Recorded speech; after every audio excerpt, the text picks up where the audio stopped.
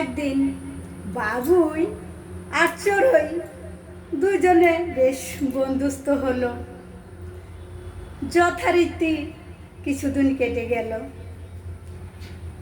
বাচ্চা দেবার জন্য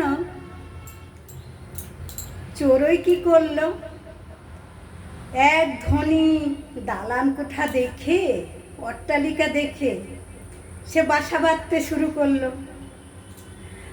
আর বাবুই তো শিল্পী পাখি, সে কি করলো, উঁচু একটা তাল গাছ দেখে সে তাল গাছে বাসা বাঁধল।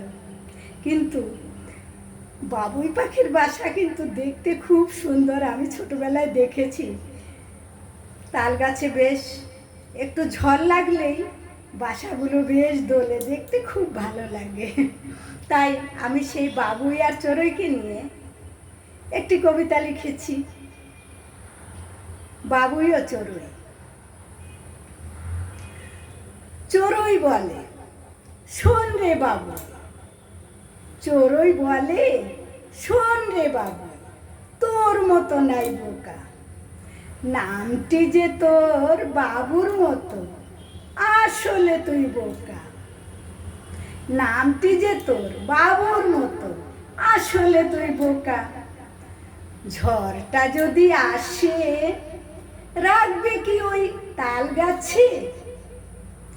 আমি থাকি দালান কোঠায়, অট্টালিকায়, তুমি থাকো গাছের তলায়। আমার কাছে হতেই হবে ঠেকা, আমার কাছে হতেই হবে ঠেকা। বাবুই বলে, শোন রে চড়ুই, তোর মতো নাই উড়ন চড়ুই। বাবুই বলে, শোন রে চড়ুই, তোর মতো নাই উড়ন চড়ুই। ফারুক ফুরুত করলে কি আর চলে, ফারুক ফুরুত করলে কি আর চলে?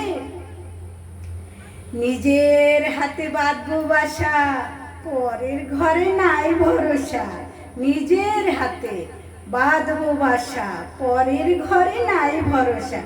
ভেঙে দিলেই হবে মরণ দশা। আমি কি আর আলসি করে, আমি কি আর আলসি করে পরের ঘরটি থাকবো জুড়ে? ভেবে দেখ, ভেবে দেখ তুই 0 নাম্বার বোকা। চড়ুই বলে, বাবুই ভাই, তোর মতো আর বন্ধু নাই। আসল কথা দিলি আমায় বলে, পরবাসীর জীবন বৃথা, শাস্ত্র মতে আছে গাথা। পরবাসীর জীবন বৃথা, শাস্ত্র মতে আছে গাথা। তোর কাছে ভাই আমার হলো শেখা, বাবুই ভাই, তোর কাছে ভাই আমার হলো শেখা, আমার হলো শেখা।